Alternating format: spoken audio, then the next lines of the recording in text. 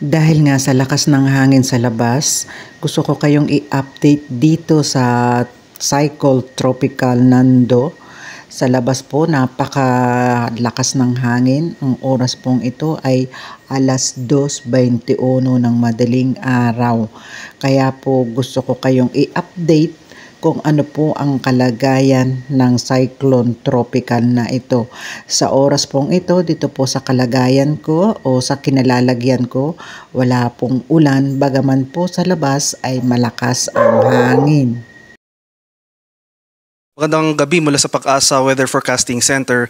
Ito ng ating update sa binabantayan nating bagyo. Bagyong Nando sa loob ng ating Philippine Area of Responsibility. Huling namataan yung sentro ng mata ni Super Typhoon Nando kaninang 10:00 ng gabi sa layong 360 kilometers silangan ng Calayan sa may Cagayan. Patuloy itong lumalakas at may taglay na lakas ng hangin na malapit sa gitna na umaabot ng 205 kilometers per hour, pagbugso na umaabot ng 250 kilometers per hour. Kasalukuyan itong gumagalaw west-northwestward sa bilis na 15 kilometers per hour. At sa mga susunod na slides, makita po natin yung mga hazards at warnings para sa bagyong ito. So samantala, may binabantayan rin tayong low pressure area na nasa labas ng ating Philippine Area of Responsibility. Latest location natin kanina 10:00 ng gabi ay nasa layong 1,525 kilometers silangan ng northeastern Mindanao. So low chance na maging bagyo ito within the next 24 hours pero hindi natin tinatanggal yung posibilidad ng development sa mga susunod na araw. Itong epekto ni Bagyong Nando ay nararamdaman sa malaking bahagi ng Hilaga at Gitnang Luzon, samantala yung southwest monsoon o yung habagat na hinahatak ng nasabing bagyo nagtudulot naman ng mga pag-ulan at kaulapan dito sa area ng southern Luzon including Metro Manila, buong Visayas at sa may Mindanao. At ito yung ating latest track and intensity forecast para kay Nando na na-issue natin kaninang 11:00 ng gabi. So makikita natin dito sa ating latest track intensity forecast itong yellow na bilog. Ito yung mga lugar or ito yung area na kung saan mararanasan natin yung mga malalakas na hangin. So as I speak, as of the moment, nakakaranas na tayo ng mga pagbugso ng hangin dito sa areas ng northern and dito sa silangang bahagi ng Central Luzon. Samantala, ito namang bilog, itong pulang bilog, ito naman yung tinatawag nating typhoon force winds. So dito nakakonsentrate yung mga pinakamalalakas na hangin na dulot ng bagyo. So sa kasalukuyan wala pang inasahan natin na generally ay gagalaw west-northwestward itong si Bagyong Nando within the next 12 hours and then bukas gagalaw ito generally westward. So inasahan natin na patuloy pang lalakas yung si Bagyong Nando or either ma-maintain niya yung kanyang strength prior to landfall dito sa Mababuyan Islands bukas ng hapon o bukas ng gabi. Inaasahan natin na posibleng lumabas ito ng ating Philippine Area of Responsibility by Tuesday. So punta naman tayo sa ating latest tropical cyclone wind signals na in-issue para sa bagyong ito. So as of 11 p.m. may nakataas tayong signal number 3 sa area ng Batanes, Babuyan Islands, itong northern and central portions ng Cagayan, itong northern and central portions ng Apayao, at itong northern portion ng Ilocos Norte. Kaya sa mga nabagito lugar, inaasahan po natin na mas rarami pa or posibleng mas tumaas pa yung ating warning signal sa mga susunod na bulletin na ating i-issue. So next issuance natin ng Tropical Cyclone Bulletin ay mamayang 2:00 ng umaga. Posible magtasa tayo ng Tropical Cyclone Wind Signal number 4 sa may Batanes at wind signal number 5 naman sa may Babuyan Islands. Dahil inasahan nga natin na by tomorrow ng hapon o gabi maglandfall or mag-close approach yung sentro ng mata ni Bagyong Nando sa may Babuyan Islands.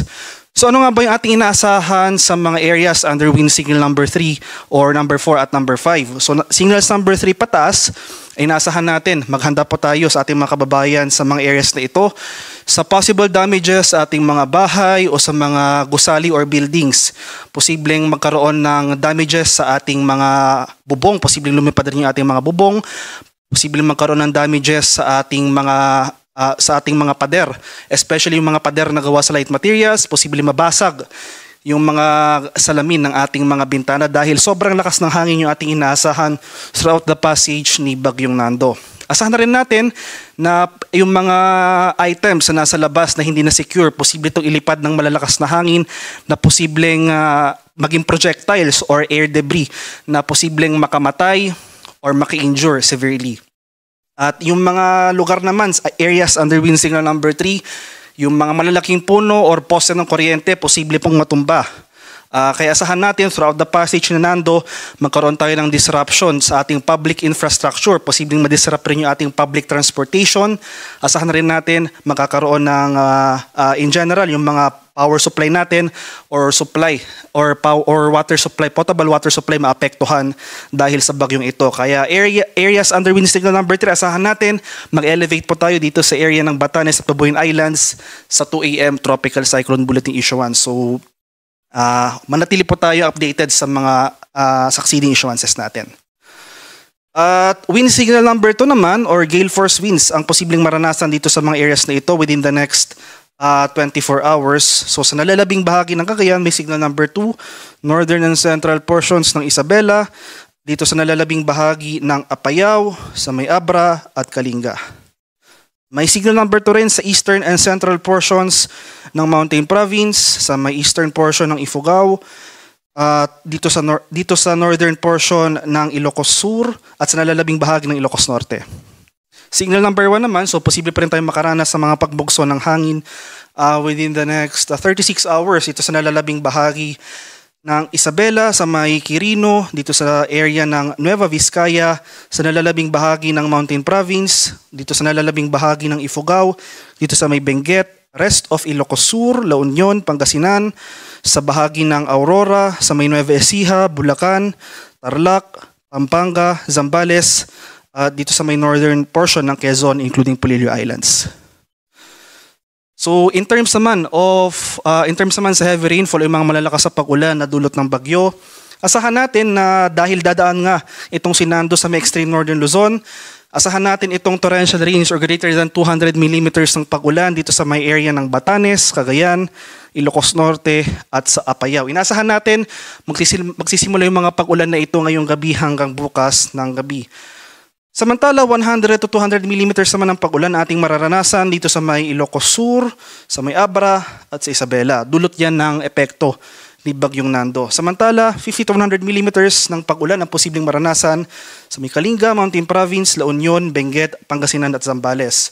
So maghanda at maging alerto rin pa tayo sa mga biglaang pagbaha or pagguho ng lupa dahil inaasahan natin na napakalakas yung pag-ulan na ating maranasan, especially itong mga areas shaded ng red. Posible rin yung pag-apaw ng mga ilog at dalampasigan. And dahil naman sa epekto ng southwest monsoon, yung habagat na pinapalakas ni Bagyong Nando, makaranas rin tayo ng mga pag-ulan dito sa area ng some portions of Central Luzon, Southern Luzon, as well as Visayas. So dito sa area ng Bataan, Cavite, Batangas, asahan natin yung 50 to 100 millimeters na mga pag-ulan. 100 to 200 millimeters sa pag-ulan ang inaasahan sa Occidental Mindoro, possible rin yung moderate to heavy rains sa may Palawan, Antique at Romblon. Unti-unti mababawasan yung mga area sa mga karanasan malalakas sa pag-ulan bukas ng gabi hanggang Tuesday ng gabi, pero nevertheless, asahan pa rin natin, no, significant rainfall pa rin ang ating inaasahan dito sa may Ilocos Norte, Apayao at Abra. Samantala 100 to 200 millimeters, muli ito yung mga areas shaded by orange sa may Ilocos Sur, La Union, Benguet, Kalinga, Cagayan at Batanes. Dahil rin sa bagyo, makakaranas pa rin tayo ng mga pag-ulan bukas ng gabi dito sa may Pangasinan, Nueva Vizcaya, Ifugao, Mountain Province, Isabela, Nueva Ecija, Tarlac at Zambales. Dahil naman sa habagat, asahan rin natin na mas mararami pang lugar yung makakaranas sa mga pag-ulan dahil pinapalakas nga ni Nando yung ating southwest monsoon. So dito sa may area ng Bataan, Metro Manila, Rizal, Cavite, Laguna, Batangas, Mindoro Provinces at sa Palawan. Pagsapit naman ng Tuesday evening to Wednesday evening at this time nasa labas na ng Philippine Area of Responsibility yung sentro ng mata ni Bagyong Nando, no? Pero gayon pa man makakaranas pa rin tayo ng moderate to heavy rains sa ilang bahagi ng ating bansa dito sa may Batanes, Cagayan, Ilocos Norte, Apayao, Abra, Ilocos Sur, La Union, Benguet, Nueva Vizcaya, Pangasinan, Zambales, Tarlac, Nueva Ecija, Bataan at Occidental Mindoro. So dahil sa pinagsama epekto nung possible trough extension ni Bagyong Nando at yung southwest monsoon o yung hanging habagat na kasalukuyang pinapalakas nito, Kaya ugaliing umantabay sa mga localized updates na ini-issue ng ating mga kasamahan ng Pag-asa Regional Services Divisions tulad ng mga thunderstorm advisories, rainfall advisories, or heavy rainfall warnings para sa mas komprehensibong impormasyon para sa ating mga lugar. At in terms naman of severe winds, so ito yung mga lugar na outside tropical cyclone wind signal dahil nga pinapalakas or ina-enhance ni Nando yung ating habagat. By today until sa mga sunod pang mga araw, posible tayong makaranas ng mga malalakas na bugso ng hangin. So magtataka po tayo, posible tayong magtaka walang signal sa ating lugar, pero malakas yung bugso ng ating hangin. Dulot po yan sa habagat na hinahatak ni Bagyong Nando. So as early as today, asahan pa rin natin yung strong to gale force gusts. So in short, ito yung malalakas na hangin sa may Metro Manila, itong mga lugar sa Central Luzon na walang nakataas sa tropical cyclone wind signal, sa may Calabarzon, Bicol Region, Mimaropa, Visayas, Northern Mindanao, Zamboanga Peninsula, Caraga, at sa Davao Region. Asahan natin na hanggang bukas at Tuesday, mas rarami pa yung mga lugar na makakaranas ng pagbukso ng hangin na dulot ng habagat. So malaking bahagi ng Central Luzon, Southern Luzon, Visayas at sa Mindanao, asahan po natin yung strong to gale force gusts.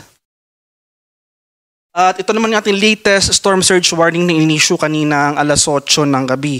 So yung storm surge, yung daluyong ng bagyo, pinapaalalahanan natin yung ating mga kababayan sa low-lying or exposed na coastal communities.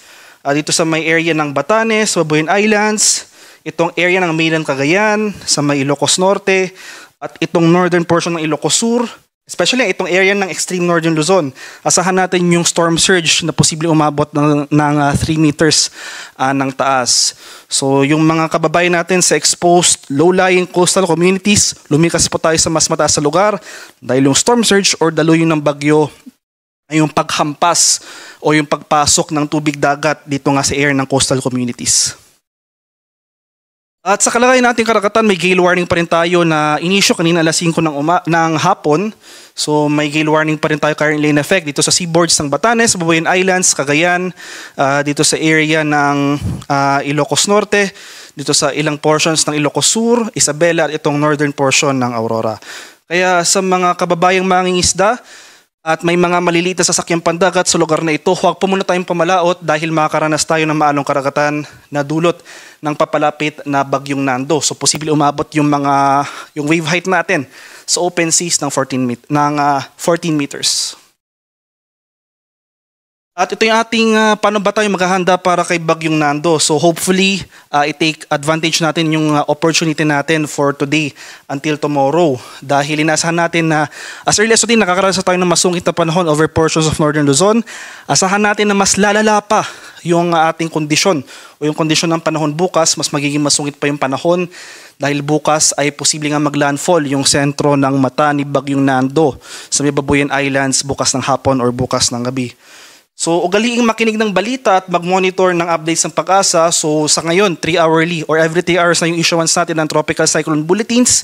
Susunod na update para kay Bagyong Nando ay bukas ng alas 2 ng umaga. So for example, yung mga localized advisories natin, yung mga heavy rainfall warnings, patuloy na pinupost ng Pag-asa sa ating mga social media accounts. At magkaroon ng community or family plan. So magkaroon tayo ng plano kung for example ganito yung kondisyon ng panahon sa labas, kung ano ba yung dapat gawin ng ating pamilya, hindi lang sa family level, kundi sa community level. Patuloy na makipag-ugnayan sa ating mga lokal na pamahalaan or LGUs. At maghanda rin emergency kit, yung for example, yung mga battery, yung mga pagkain, mga extrang damit, or in general, yung mga supplies natin na kailangan para sa evacuation center at makipag-ugnayan nga sa ating mga lokal na pamahalaan. Ayan na nga mga kaibigan, ang lagay ng ating panahon at maghintay po muli sa ating update sa Cyclone Tropical Nando. Hanggang sa muli at ingat po ang lahat.